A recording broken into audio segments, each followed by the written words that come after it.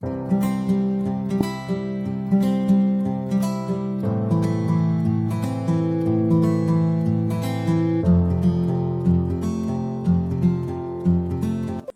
friends, good morning, good day to all and warm welcome to my class.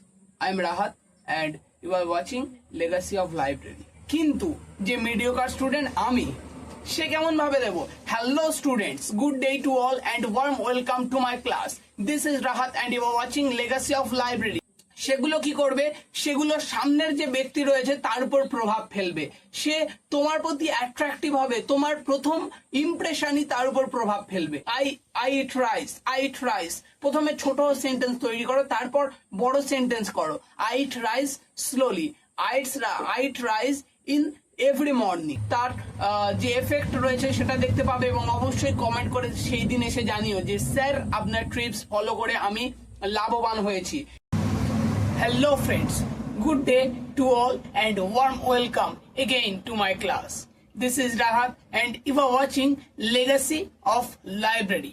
আজকে আমরা যে বিষয়টা নিয়ে আলোচনা করতে চলেছি সেটা থাম্বনেলে বড় বড় করে দেখে হয়তো এতক্ষণে তোমরা বুঝেই গেছো। যেটা নিয়ে সকলের কৌতূহল, যেটা নিয়ে সকলের ভীতি, সেটা নিয়ে আমরা আলোচনা করব, সেটা হলো ইংরেজি। আমাদের চ্যানেলই তো ইংরেজি আলোচনা করার জন্য, তাই না? তাহলে আজকে স্পেশাল কি? আজকে আমি তোমাদের ইংরেজি সংক্রান্ত এমন কিছু টিপস দিতে চলেছি যেটা এক মাসের মধ্যে তোমার সম্পূর্ণ দৃষ্টিভঙ্গি, তোমার সম্পূর্ণ জীবন যাপন, তোমার সম্পূর্ণ মনের আতঙ্ক, কৌতূহল এবং ইচ্ছা সম্পূর্ণকে পুষ্ট করে সেগুলোকে শেষ করবে। কিভাবে? সকলেই চাও, তাই না? যারা আজ এই ভিডিও দেখছো তাদের মধ্যে সকলেই চাও কিভাবে আমরা ইংরেজিতে কথা বলতে পারবো ফ্লুয়েন্টলি, কিভাবে আমরা খুব সহজভাবেই ইংরেজিকে নিজের আয়ত্তে আনতে পারবো, কিভাবে আমরা ইংরেজিতে মাস্টার পিস হয়ে উঠতে পারবো।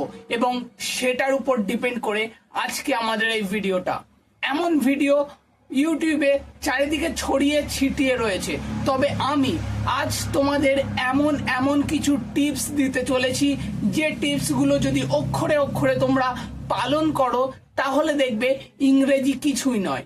এবার আমি বললাম অক্ষরে অক্ষরে সেই টিপসগুলোকে পালন করতে হবে, তার মানে হয়তো সকলে ভাবছো যে খুব কঠিন টিপস হয়তো, যেটা আমাদের পালন করতে গিয়ে 10 বার হোঁচট খেতে হবে। না, 10 বার হোঁচট খেতে হবে না, অন্তত 2 বার তো হোঁচট খেতেই হবে। কিন্তু এত সোজা টিপস আমি তোমাদেরকে দেব, তার তুলনায় সোজা টিপস আর কিছু হতেই পারে না। তোমরা ইতিমধ্যে জেনেই গেছো যে আমাদের চ্যানেল সবচেয়ে সহজলভ্যভাবে প্রত্যেকটা জিনিসকে তোমাদের কাছে প্রোভাইড করে। অতএব আজকেও মনের সমস্ত ভয়কে দূর করে আমার কথাগুলো মনোযোগ দিয়ে শোনো, আমার কথাগুলো মনোযোগ দিয়ে শোনো। আমি কথা দিচ্ছি, এটা আমার প্রতিজ্ঞা, আগের ক্লাসগুলো যেমনভাবে আমি তোমাদের অত্যন্ত সহজভাবে প্রত্যেকটা জিনিসকে শিখিয়ে এসেছি, আজকেও আমার টিপসগুলো থাকবে অত্যন্ত ইউনিক এবং অত্যন্ত সহজলভ্য।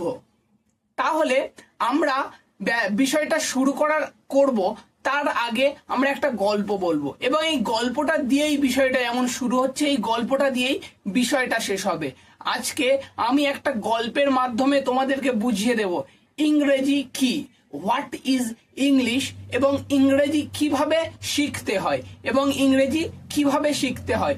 এই গল্পটার মাধ্যমেই তোমাদের মনের সমস্ত দ্বিধা দ্বন্দ্ব কুয়াশা একেবারেই পরিষ্কার হয়ে যাবে। তাহলে দেখো, একটা ক্লাসে 3 ধরনের স্টুডেন্টস থাকে, তাই না? দেখবে যে কোনো একটা ক্লাসে টিচাররা এক ধরনের স্টুডেন্টকে প্রচন্ড ভালোবাসে। তারা কেমন হয়ে থাকে? যে স্টুডেন্টসগুলোকে টিচাররা ভালোবাসে সেই স্টুডেন্টসরা হবে ট্যালেন্টেড ব্রিলিয়েন্ট টপার, ক্লাসের ট্যালেন্টেড ব্রিলিয়েন্ট টপার, নতুবা কৌতূহলী। আমার পার্সোনালি যে সকল স্টুডেন্টকে ভালো লাগে, যে সকল স্টুডেন্ট টপার ব্রিলিয়েন্ট তারা নয়, যে সকল স্টুডেন্ট কৌতূহলী, পড়াশোনার প্রতি তাদের কৌতূহল আছে, দেখবে সচরাচরই সমস্ত শিক্ষকরা এই ধরনের স্টুডেন্টকে ভালোবাসে, যারা কৌতূহলী, যারা টপার, যারা ব্রিলিয়েন্ট। আর তারপর থাকে ওই ক্লাসের মিডিওকার স্টুডেন্ট যারা মাঝারি পজিশনে থাকে, সম্পূর্ণ ভালো পড়াশোনা করে না, সম্পূর্ণ খারাপও পড়াশোনা করে না, তাদের জীবন সম্পর্কে, তাদের ভবিষ্যৎ সম্পর্কে একটা প্রবাবিলিটি থেকে যায়। এবং তৃতীয় ক্যাটাগরিতে আসে একেবারে ক্লাসের খারাপ পর্যায়ের স্টুডেন্ট, যাদেরকে মারধর করে, যাদেরকে পাখার উপর টাঙিয়ে দিয়ে, যাদেরকে বেঞ্চের নিচে নীল ডাউন করে বসিয়ে, যাদেরকে ক্লাসরুমের বাইরেও বের করে দিয়ে এবং রাস্তার মধ্যেও তুলে তাদের পড়াশোনা করানো যায় না। এরা হলো থার্ড ক্যাটাগরির স্টুডেন্ট, একেবারে বাজে পর্যায়ে। তাহলে এবার যদি এই সকল স্কুলের স্টুডেন্টসগুলো বড় হয়ে যায়, ইংরেজি কেন শিখবো? ইংরেজি আমরা শিখবো ভবিষ্যতের জন্য, কোনো পরীক্ষা দেবার জন্য নয়। যদি কোনো পরীক্ষা দেবার জন্যই তোমরা শিখে থাকো, তাহলে আমি বলছি কখনোই ইংরেজি শিখতে পারবে না। তোমরা হয়তো ভিডিওটা দেখছো, কেউ ইন্টারভিউ দিতে যাবে, ইন্টারভিউ দিতে যাবার জন্য ভিডিওটা দেখছো।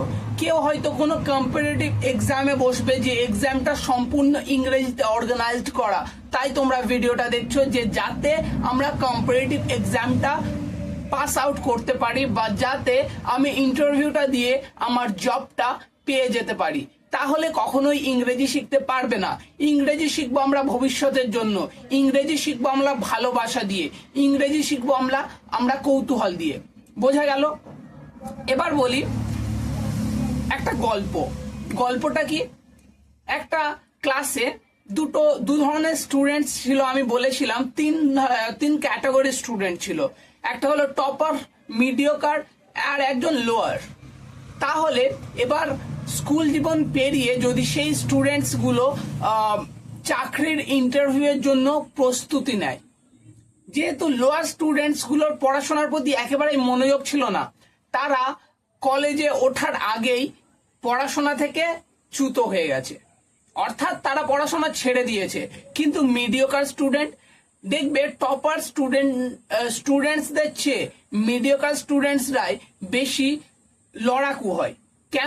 কেননা মিডিওকার স্টুডেন্টসরা অনেক পরিশ্রম করে যে রেজাল্ট পায় সেটা বারংবারই টপারদের তুলনায় অত্যন্ত নিম্ন পর্যায়ে থাকে, যার ফলে তারা প্রত্যেকবারই নিজেদেরকে মোটিভেট করে এবং পরবর্তী লড়াইয়ের জন্য সমান দক্ষতার সাথে তারা তৈরি হয়। কখনো ভাবে না যে এমন রেজাল্টের পর আমাদের কি করা উচিত। অতএব মিডিওকার স্টুডেন্টরা প্রচন্ড লড়াকু হয়। এবার আমি বলবো দুটো স্টুডেন্টসের, যারা একটা চাকরির জন্য পরীক্ষা দিতে যাবে।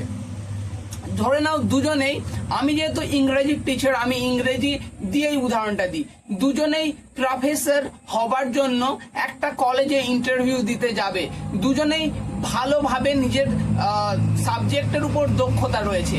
একজন হলো টপার এবং দ্বিতীয়জন হলো ক্লাসে যে ছিল মিডিওকার স্টুডেন্ট। ভবিষ্যতের সাথে লড়াই করতে করতে তারা এমন জায়গায় এসে পৌঁছেছে যে মিডিওকার স্টুডেন্টটাও নিজের সিলেবাস ও প্রচন্ড সুন্দরভাবে কমপ্লিট করে ফেলেছে, আর টপারটাও কমপ্লিট করে ফেলেছে। এবার দুজনের সামনে একটা বাধা, 30 দিন পর তাদের ইন্টারভিউ আছে, কিন্তু দুজনের সামনে একটা বাধা। সেই বাধাটা কি? সেই বাধাটা হচ্ছে যে তারা দুজনে কেউই ভালোভাবে ইংরেজি বলতে পারে না। এবার আমি যেহেতু ইংরেজি প্রফেসর চাকরির পরীক্ষা দিতে যাচ্ছে বলেছি, তাহলে দুজনেরই পারার কথা। অতএব উদাহরণটা একটু ঘুরিয়ে দিই, ওরা ইংরেজি প্রফেসর না, ধরে নাও বাংলা কোনো প্রফেশন, বা সোশিয়োলজি বলতে পারো। সোশিয়োলজি সাবজেক্টের উপর দুজনেই দক্ষ, একজন টপার একজন মিডিওকার। দুজনেই কলেজে ইন্টারভিউ দিতে যাবে, কিন্তু তার জন্য বাধ্যতামূলক সেটা হলো ইংরেজি জানা। আজকের সমাজে ইংরেজি ছাড়া কিছুই হয় না, এটা সকলেরই জানা কথা। তাহলে সকলেরই ইংরেজি জানা বাধ্যতামূলক, এবং তারা কোনো দুর্ঘটনাবশত কুভাগ্যবশত তারা ইংরেজিটা আয়ত্তে আনতে পারেনি। অতএব চাকরির যে ইন্টারভিউ রয়েছে সেটা আজ থেকে 1 মাস পর, এবং তাদের দুজনের সামনে একটাই বাধা, ইংরেজি শেখা। 1 মাসের মধ্যে তাদেরকে ইংরেজি শিখে কমপ্লিট করতে হবে, না হলে যদি সেই ইন্টারভিউ বসতে না পারে তাহলে আবারও বহুদিন পর তারা সুযোগটা পাবে। অতএব তারা প্র্যাকটিস শুরু করলো। কিসের প্র্যাকটিস? তারা ইংরেজি প্র্যাকটিস শুরু করলো। এবার আমি বলেছি টপার, যে টপার ছিল সে প্রচন্ড মেধাবী। অতএব সে কি করলো, সে বিভিন্ন পদ্ধতি অবলম্বন করলো এবং তার ঠিক বিপরীত পদ্ধতি অবলম্বন করলো মিডিওকার স্টুডেন্টস। এদের দুজনের মধ্যে একটা ডিফারেন্স ছিল। ডিফারেন্সটা হলো সর্বদাই দেখবে ক্লাসের যারা টপার হয় তাদের মধ্যে 90% স্টুডেন্টসই কথা বলার বা কারোর সাথে কনভারসেশনে অতটাও দক্ষ হয় না, কিন্তু মিডিওকার স্টুডেন্টের বেশিরভাগই 50% স্টুডেন্টসই মানুষের সাথে কথা বলা বা কনভারসেশনে খুবই দক্ষপূর্ণ হয়ে থাকে। এবার কথা হলো যে টপার স্টুডেন্ট সে সর্বদাই বই খুলে বসে থাকতো, সে সর্বদাই বই পড়তো, সর্বদাই।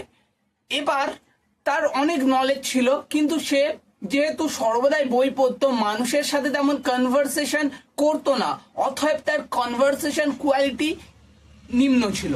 কিন্তু যে মিডিওকার স্টুডেন্ট সে বই পড়ার পাশাপাশি মানুষদের সাথে কথাবার্তাও চালাতো, সুন্দরভাবে তার কনভারসেশনকে সে সামনের লোকের কাছে পরিবেশন করতে পারতো, সামনের ব্যক্তির কাছে পরিবেশন করতে পারতো। অতএব তার কথা বলার দক্ষতা মিডিওকার ছিল। যেমন সে মিডিওকার স্টুডেন্ট তেমন তার কথা বলার দক্ষতাও। কিন্তু টপার স্টুডেন্টের কথা বলার দক্ষতা একটু কম ছিল। সেক্ষেত্রে দাঁড়িয়ে টপার স্টুডেন্টটি 1 মাসে ইংরেজি শেখার জন্য 7টা ধাপ অবলম্বন করেছে, আর মিডিওকার স্টুডেন্টও এ পাশে 7টা ধাপ অবলম্বন করেছে। এবার সেই ধাপগুলো কি কি, সেই ধাপগুলো আমি তোমাদের বলবো এবং বলবো কোন ধাপটা সঠিক এবং কোন ধাপটা বেঠিক, যার ফলে তোমাদের ভিডিওটার শেষে মাত্র 7টা ধাপই তোমাদের সামনে পড়ে থাকবে। যে 7টা ধাপকে আমার সাজেশন অনুযায়ী যদি তোমরা প্রত্যেক দিন সঠিকভাবে পালন করতে পারো, তাহলে তোমরাও 30 দিনে নিজেদের মধ্যে ইংরেজির ইমপ্রুভমেন্ট দেখতে পাবে। এটা একেবারে 100% নিশ্চয়তার সাথে আবারও তোমাদের রাহাত স্যার তোমাদের সামনে কথাটা বলে গেল। তাহলে সেই ধাপগুলো কি কি? সেই ধাপগুলোর মধ্যে প্রথম ধাপ, যে ব্রিলিয়েন্ট স্টুডেন্টটা প্রথম যে ধাপটা পালন করেছিল সেটা হচ্ছে গ্রামার। ব্রিলিয়েন্ট স্টুডেন্টটার মতে গ্রামার যদি একবার শিখে যায় তাহলে কি হবে? তাহলে আমরা ইংরেজিতে সমস্ত কিছু অনর্গল ভাবে বলতে পারবো। অতএব সে গ্রামারের মোটা মোটা বুক নিয়ে বসলো, বসে সেগুলো সলিউশন করলো, সেগুলোর উপর নিজের দক্ষতা প্রতিষ্ঠা করলো। সেকেন্ড টপার স্টুডেন্টটা যে ধাপটা মেনে চলেছিল সেটা হলো ভোকাবুলারি। অবশ্যই তোমরা জানো ইংরেজি সমস্ত কিছু শিখলেও ভোকাবুলারি এমন একটা জিনিস যেটা যদি না প্র্যাকটিসে থাকে, সেটা যদি না মস্তিষ্কে থাকে, আয়ত্তে থাকে, তাহলে ইংরেজি তুমি দুর্বলের চেয়েও দুর্বল। অতএব সেই স্টুডেন্টটা ভোকাবুলারি পড়লো কিভাবে? একটা মোটা ডিকশনারি নিয়ে দৈনন্দিন সে A to Z ইম্পর্টেন্স যেগুলো দৈনন্দিন ব্যবহৃত হয় সেগুলোর নিচে মার্ক করলো, সেই ওয়ার্ডস গুলোর নিচে মার্ক করলো, করে সে মুখস্থ করতে থাকলো অনর্গল। অতএব ভোকাবুলারির উপরও তার কিছুটা দক্ষতা এলো। তারপর সে কি করলো? সে নিল, যেমন সে বুকস পড়তো তেমন সে সারাক্ষণ যেমন বুকস পড়তো তেমনই বুকস পড়লো। তবে এবার এই 30 দিন কোনো বাংলা বা কোনো নিজের মাতৃভাষামূলক কোনো বইয়ে সে টাচ করলো না। সে যা পড়তো সমস্ত কিছুই থাকতো ইংরেজিতে। অতএব সে ধীরে ধীরে প্রত্যেকটা মুহূর্ত নিজের ইংরেজিকে ইমপ্রুভ করছিল। এরপর এরপর সে একটা আলাদা নোটবুক তৈরি করেছিল, একটা আলাদা বুক তৈরি করেছিল, যে বুকে ইংরেজি লেখা থাকতো, যে বুকে ইংরেজি লেখা থাকতো সেই ইংরেজিগুলোকে কি করতো, সেই ইংরেজিগুলোকে সে বাংলায় কনভার্ট করতো। সামনে বুকটা খুলে রাখতো, পাশে থাকতো নোটবুক, বুকটা দেখে দেখে বাংলায় কি করতো, কনভার্ট করতো, সমস্ত লেখাগুলোকে বাংলাতে কনভার্ট করতো। আর তারপর কি করতো, তারপর সে অনেক এক্সারসাইজ সলভ করতো। লাইক সে অনেক গ্রামার শিখে গেছে, অনেক ভোকাবুলারি শিখে গেছে, ইংরেজি থেকে বাংলায় ট্রান্সফারও সে শিখে গেছে। এরপর সে কি করতো, অনেক এক্সারসাইজ লাইক গ্রামাটিক্যাল এক্সারসাইজ হোক বা যেগুলো আমি বললাম, বা যে আমরা বাংলা থেকে ইংরেজি ট্রান্সফার করছি সেগুলো হোক, বা বিভিন্ন ভোকাবুলারির মতো এক্সারসাইজ হোক, সেগুলোকে সে প্র্যাকটিস করতো। এবং সে একটা ক্র্যাশ কোর্স, 30 দিনের স্পোকেন ইংলিশ ক্র্যাশ কোর্সে ভর্তি হলো এবং কি করলো, এবং সে সেখানে প্র্যাকটিস করতে থাকলো। এটা হলো তার যে 7টা স্ট্র্যাটেজি, ইংরেজি এক মাসে কমপ্লিট করার যে টার্গেট ছিল, সেই 1 মাসে কমপ্লিট করার স্ট্র্যাটেজির 7টা স্টাইল, যেটা আমাদের টপার স্টুডেন্টটা পালন করেছিল। পালন করার পর সে গিয়ে দাঁড়িয়েছিল ইন্টারভিউ স্টেজে। ঠিক সেই সময় সেই লাইনে দাঁড়িয়েছিল মিডিওকার স্টুডেন্টটি।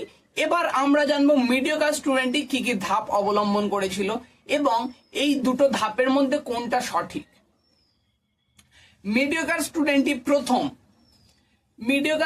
প্রথম কি করেছিল, মিডিওকার স্টুডেন্টের অত ভালো পড়াশোনার প্রতি ব্রেন বলতে পারো, যদিও ব্রেন থাকে না, তাও আমি মস্তিষ্ক ধরে নিলাম যে অতটা মনে রাখার মস্তিষ্ক মিডিওকার স্টুডেন্টের ছিল না। তাই সে নিজে নিজে ডিসাইড করেছিল। কি ডিসাইড করেছিল? সে ডিসাইড করেছিল যে আমি ইংরেজি, যেমন টপার স্টুডেন্টটি ইংলিশ বুকস পড়তো, তেমন আমাদের মিডিওকার স্টুডেন্টটি কি করলো, মিডিওকার স্টুডেন্টটি অত সর্বদা বুকস পড়তে তার একেবারেই ধৈর্য ছিল না। অতএব সে লিসনিং, সে ইংলিশ গান শুনতে শুরু করলো, ইংরেজিতে কি শুনতে শুরু করলো, ইংরেজিতে নিউজ শুনতে শুরু করলো। সে অনেক মুভিজ দেখতো, সর্বদা তো বুকস পড়তো না, সে অনেক মুভিজ দেখতো, সেই মুভিজগুলো ইংরেজিতে সে দেখতে শুরু করলো। প্রথম হয়তো তার আটকাচ্ছিল, প্রথম হয়তো সে ইংরেজির 100%-এর মধ্যে 99% বুঝতে পারছিল না। কিন্তু দেখবে আমাদের একটা ভিডিওতে অপশন থাকে, ক্যাপশন বলে, সিসি ক্যাপশন, যেটা কি হয়, যেটা তোমার যে ভিডিওটা সামনে চলছে সেটাকে লেখা আকারে নিচে দেখাতে থাকে। সে যে ফিল্মগুলো দেখতো, ইংলিশ ফিল্মগুলো দেখতো, সেই ইংলিশ ফিল্মের কথাগুলোকে নিচে ইংরেজিতেই লেখা থাকতো। সেই ইংরেজিগুলোকে দেখে দেখে সে বোঝার চেষ্টা করত। কেননা প্রথম যখন ইংলিশ শুনবে, ইংরেজি ফিল্মগুলোতে যারা অ্যাক্টর আছে, যারা রোল প্লে করছে বিভিন্ন, তাদের মুখের যে উচ্চারণগুলো হয়, তাদের ফ্রিকোয়েন্সি অত্যন্ত দুর্দান্ত হয়ে থাকে। যার ফলে হয় যে আমরা বুঝতে পারি না, একটা কথার সাথে আরেকটা কথা পেঁচিয়ে যায়। যেমন আমরা মাতৃভাষা বলি, একটা কথা খেয়াল করেছো, মাতৃভাষা কি কেউ আমাদেরকে শিখিয়েছে? মাতৃভাষা তো কেউ আমাদেরকে শেখায়নি। তাহলে আমরা এত ভালোভাবে কিভাবে বলতে পারি? সেটা কিভাবে জানো? এই লিসনিং এর মাধ্যমে আমরা জানতে পারি। আমরা ছোটবেলা থেকেই মা, বাবা, ভাই, বোন, প্রতিবেশী সকলের মুখে বাংলা ভাষা শুনেছি। বাংলা ভাষা শোনার ফলে শুনতে শুনতে আমাদের মস্তিষ্ক সেই বাংলা ভাষাকে আয়ত্তে নিয়ে চলে এসছে। তেমনি ইংরেজি ভাষা। অতএব তোমরা এখানে দাঁড়িয়ে বুঝতেই পারছো যে মিডিওকার স্টুডেন্টই টপার স্টুডেন্টের চেয়ে সেই যে ইন্টারভিউ রয়েছে, ইন্টারভিউয়ে বেটার পারফরমেন্স দিয়েছিল। কেননা সে কি করেছিল? কেননা সে প্র্যাকটিক্যালি ইংরেজি প্র্যাকটিস করেছিল। কিভাবে? সেই 7টা পয়েন্টের মধ্যে ফার্স্ট পয়েন্ট যেটা বললাম, লিসনিং, সে movies, films, news, educational video সবকিছু কিসে দেখতো? ইংরেজিতে দেখতো। তারপর সেকেন্ড হলো 10 মিনিট। অনেকে দেখবে যারা এক্সারসাইজ মূলক কথাবার্তা বলে, শরীরকে সতেজ রাখার কথা বলে, তারা কি করে, তারা এমন কাজ করে যে বলে প্রথম নিজের শরীরকে সতেজ করার মূল মন্ত্র, নিজের মস্তিষ্ককে সতেজ করার মূল মন্ত্র হলো কি, ভোরবেলা বা একেবারে সকালের প্রারম্ভে তুমি 10 মিনিট মেডিটেশন করো। তুমি 10 মিনিট মেডিটেশন করো, তার ফলে তোমার ব্রেন আরো শার্প হবে। তেমনি আমি ইংরেজি যে টিপসগুলো দিচ্ছি সেখানে বলবো যে 10 মিনিট ইংরেজি বলার চেষ্টা করতে হবে, ইংরেজি বলার চেষ্টা করতে হবে। জানি তুমি তো ABCDEFGH এগুলো ছাড়া ইংরেজিতে তেমন আর কিছুই ফ্রিকুয়েন্টলি বলতে পারো না। হয়তো এগুলো স্পিডে বলতে কারো আটকায়, কিন্তু 30 দিনের মধ্যে প্রথম 5 দিন হয়তো তোমার আটকাবে, কিন্তু ধীরে ধীরে যখন তুমি বলতে থাকবে, ধীরে ধীরে তোমার ফ্রিকোয়েন্সি আসতে থাকবে। আমি তোমাকে কথা বলতে বলছি মানে শুধু এই নয় তুমি বড় বড় সেন্টেন্স বলো না, তুমি ছোট ছোট ওয়ার্ডসও বলতে পারো। লাইক তুমি নিজের রুমে বসে রয়েছো, নিজের রুমে বসে তুমি চারপাশ যখন দেখছো, তোমার চোখে যে বস্তুটা প্রথম চোখে আসবে তুমি তার ইংরেজিটা বলার চেষ্টা করবে। কি বলবে? ঘড়ি, হাতে ঘড়ি, আমরা ঘড়ি বলবো না, ওয়াচ বলবো। ড্রেস, জামা বলবো না, ড্রেস বলবো। এই যে মাইক্রোফোন, এটা কি? এটা তার, তার নয়, এটা হলো ওয়্যার। যে ক্যামেরা, ক্যামেরা তো ইংরেজিতেই আমরা বলে থাকি। চশমা, চশমাকে আমরা গ্লাসেস বলবো। চুলকে বলবো আমরা হেয়ার। চোখকে আমরা চোখ বলবো না, আই বলবো। এরকম ভাবে বিভিন্ন যে জিনিসগুলো তোমরা নাম জানো না সেগুলোকে বিভিন্ন আজকাল যে মোবাইলস রয়েছে সেই মোবাইলসের সঠিক ব্যবহার করে সেগুলোর বাংলাটা জেনে নাও। বাংলাটা জেনে নেওয়ার পর কি করবে? সেটাকে পড়বে, সেটাকে পড়বে। ধীরে ধীরে সেটা যখন তোমার মস্তিষ্কে, তুমি যখন প্রতিদিন যখন সেটাকে ব্যবহার করতে থাকবে, তোমার মস্তিষ্কে ছেপে যাবে। এটা মনে রেখো, মুখস্থ করে কখনো ভোকাবুলারি মনে রাখা যায় না, এমন ভাবেই মনে রাখতে হয়। তুমি যেটাকে দেখছো সেটাকেই ইংরেজি করার চেষ্টা করো। দুটো পয়েন্ট এখানে, যে এডুকেশনাল যে টপার স্টুডেন্টটা ছিল সে কি ভুল করেছিল? সে ভোকাবুলারি ডিকশনারি থেকে মুখস্থ করেছিল। এতে কোনো কিছুই হয় না, এতে শুধুমাত্র সময় অপচয় হয়। তারপর কি করতো ওই যে টপার স্টুডেন্টটা রয়েছে, সে কি করতো? সে হচ্ছে বুকস পড়তো, বুকস ধীরে সুস্থে পড়তো, সাইলেন্টলি পড়তো, বুকস পড়তো মনোযোগ দিয়ে, সাইলেন্টলি, এমন ভাবে। কিন্তু মিডিওকার স্টুডেন্টরা কি করে? আমরা কি করি? আমরা বুকসটা নিয়ে জোরে জোরে পড়ি না? হ্যাঁ, আমাদের মুখ্যমন্ত্রীর নাম মমতা ব্যানার্জি, মুখ্যমন্ত্রীর নাম মমতা ব্যানার্জি, আমাদের জওহরলাল নেহরু, নেতাজি, গান্ধীজি, এরা স্বাধীনতা সংগ্রামী ছিল, স্বাধীনতাকে আমাদের ভারতের স্বাধীনতা এনেছিল। নেতাজি, গান্ধীজি, জওহরলাল, নেতাজি, গান্ধীজি, জওহরলাল। আমরা এরকম ভাবে জোরে জোরে পড়তে থাকি, যেটা টপার স্টুডেন্টরা ভাবে যে এটা বোকামি, কিন্তু বোকামি নয়, এটাও একটা সাইকোলজিক্যাল ফ্যাক্ট, যার ফলে তোমার মনোযোগ আরো তীক্ষ্ণ হবে এবং তুমি কোনো কিছুকে আরো ভালোভাবে মনে রাখতে পারবে। বোঝা গেল? এটাও একটা সাইকোলজি ফ্যাক্ট। কেমন কেমন দেখো, আমরা যদি কোনো কিছু মনে রাখি, লাইক আপেল, একটা আপেল, আপেলকে যদি আমরা, আপেলকে কি কোনোদিন আমরা ভুলি না তো, কোনোদিন আমরা ভুলি না। কিন্তু ধরে নাও মহাত্মা গান্ধী, নেতাজি, এরা সর্বদাই আমরা এদের নাম শুনতে থাকি, বিভিন্ন পেপারে, নিউজে আমরা তার ছবি দেখতে থাকি। এবার ধরে নাও আমি যদি বলি কোনো একটা মানুষ, লাইক ধরো নাথুরাম গডসে, যাকে আমাদের বলা হয় গান্ধীজির হত্যাকারী, গান্ধীজিকে হত্যা করেছিল। বা তুমি ধরে নাও কোন একটা গানটা তুমি প্রতিনিয়ত যদি না শোনো সেটা তুমি মনে রাখতে পারবে না। লাইক আমরা আপেলকে কোনোদিন ভুলে যাই না, কিন্তু পড়াশোনাকে আমরা কেন ভুলে যাই? আমরা কলাকে কোনোদিন ভুলে যাই না, পড়াশোনাকে কেন ভুলে যাই? আমরা ভুলে যাই না, এটাকে খাতা বলে, এটাকে চশমা বলে, কিন্তু পড়াশোনাকে কেন ভুলে যাই? কেন ভুলে যাই জানো? আমাদের যে সেন্স গুলো রয়েছে, আমাদের বিভিন্ন সেন্স রয়েছে না, যেমন দৃষ্টি, স্পর্শ, রিমেম্বার, মস্তিষ্ক, এইগুলো বিভিন্ন সেন্স রয়েছে। তো আমরা পড়াশোনাকে শুধু মস্তিষ্কের সেন্স দিয়ে বুঝি। কোন একটা সাল মনে করছি, পানিপথে যুদ্ধ কবে হয়েছিল, সেটাকে আমরা মস্তিষ্কের সেন্স দিয়ে শুধু মুখস্থ করার চেষ্টা করি। কিন্তু আপেলকে দেখো, আমরা স্পর্শ করতে পারি, দেখতে পায়, আবার মস্তিষ্ক ধরে রাখতে পারে। 3 ক্ষেত্রে সেটা আমাদের মস্তিষ্কের 3টে স্টেবিলিটিতে ভাগ হয়ে মস্তিষ্কে ঢুকছে, যার ফলে আমরা স্পর্শ যদি ভুলে যাই দৃষ্টি দিয়ে মনে রাখতে পারবো, দৃষ্টি যদি ভুলে যাই মস্তিষ্ক দিয়ে মনে রাখতে পারবো। কিন্তু পানিপথে যুদ্ধ সেটা তো আমরা শুধু মস্তিষ্ক দিয়েই মনে রাখছি, তাই না? যদি মস্তিষ্ক দিয়েই মনে রাখি তাহলে ভেবে দেখো, আমরা মস্তিষ্ক দিয়েই যদি সেটাকে মনে রাখি, যদি মস্তিষ্ক সেটাকে ছেড়ে দেয়, আমাদের কি আর সেকেন্ড কোনো অপশন আছে যার ফলে আমরা সেটাকে আবার মনে করতে পারবো? পারবো না তো। ঠিক তেমনই একটা বুকস পড়ার সময় মনে মনে পড়া কখনোই উচিত নয়। যখন তুমি সেটাকে জোরে জোরে পড়বে তখন সেই শব্দটা তোমার কানে বাজবে, তখন সেই শব্দটা তোমার মস্তিষ্ক নেবে, তখন সেই সময় সেই শব্দটা কি হবে, তোমার চোখও অনুভব করতে পারবে, কেননা তুমি সেটা জোরে জোরে পড়ছো। এর ফলে সেই পড়াটা 3টে স্টেবিলিটিতে আমাদের মধ্যে থাকছে।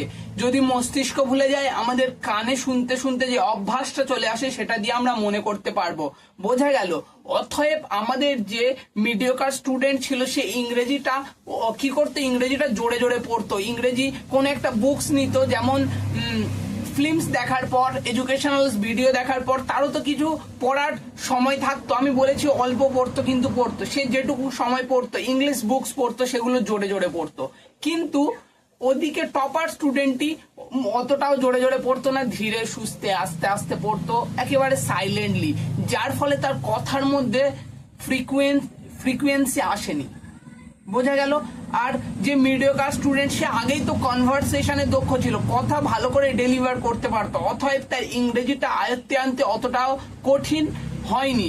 কিন্তু টপার স্টুডেন্টই সে তো কারোর সাথে তেমন কথা বলতো না, এবং তার পুরো যদি 7টা স্ট্র্যাটেজি দেখা যায় তাহলে তোমরা নিজেরাই খেয়াল করতে পারবে যে সে ইংরেজি কথা বলেছে কতবার।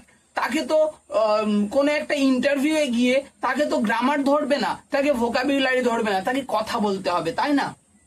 তাহলে সে কথা বলেছে কতবার? সে তো কথা বলেনি, সে শুধু প্র্যাকটিস করেছে, গ্রামার শিখেছে, ভোকাবুলারি করেছে।